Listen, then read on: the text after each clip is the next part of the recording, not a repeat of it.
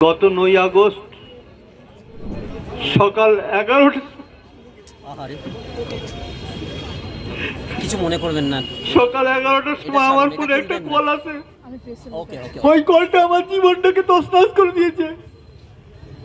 আমার মেয়েটা 31 বছর ধরে যে লড়াই করেছিল, এটা তো খুব সহজ ছিল না। আমরা খুবই সাধারণ করে একটা পরিবারের সদস্য, সেখান থেকে আজ মেয়েটা অনেক লড়াই করে আজকে এখানে পৌঁছেছিল।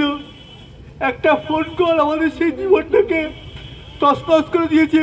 শুধু আমার মনে একটা কথা এখন সবসময়, 140 কোটি লোকের বাঁচার অধিকার আছে, শুধু আমার মেয়ের বাঁচার অধিকারটা এই দুষ্কৃতীরা চিনিয়ে দিয়েছে।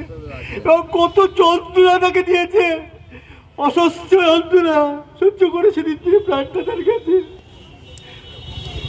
তা সত্ত্বেও আজকে এতদিন হয়ে গেল, আমরা কোনো বিচারের কোনো প্রসেস দেখতে পাচ্ছি না।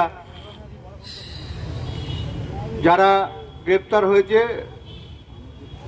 তারা প্রমাণ লোপাটের জন্য হয়েছে। তারা কেন প্রমাণ লোপাট করেছে সেই উত্তর এখনো আমরা পাইনি। তারা নিশ্চয়ই কাউকে আড়াল করার জন্য তো প্রমাণ লোপাট করেছে। আজকে কেউ যদি সমস্যায় পড়ে, সবার আগে তো পুলিশ তাদের সহযোগিতা করে, কিন্তু পুলিশ আমাদের সহযোগিতা করেনি।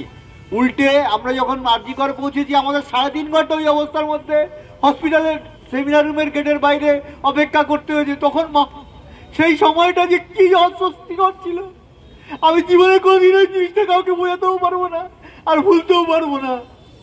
আপনারা সবাই আছেন বলে আজকে দুটো কথা বলতে পারছি।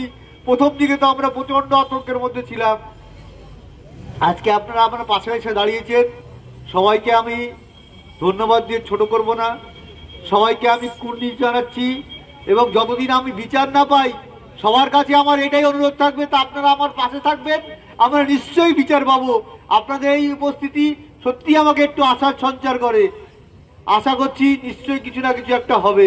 আমরা অপেক্ষা করছি এবং সিবিআই এবং সুপ্রিম কোর্টের উপর আমরা পূর্ণ আস্থা রাখছি। আপনারাও রাখুন। আস্তে আস্তে ধীরে ধীরে চেষ্টা করছি, যদি বিচারটা আমরা ছিনিয়ে আনতে পারি। বিচারটা সহজে পাওয়া যাবে না, সেটা আমরা ভালোই বুঝতে পারছি।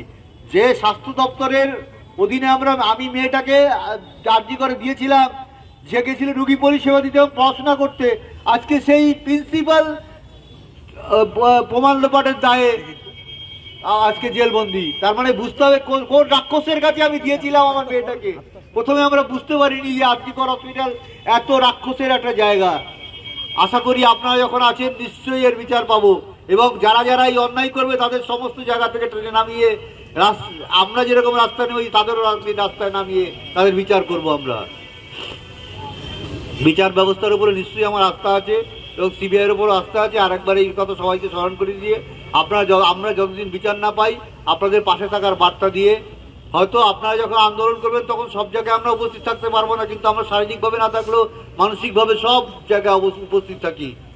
আপনাদের সবাইকে আরেকবার নমস্কার দিয়ে আমি আমার বাংলা হান্টের আরো খবর দেখতে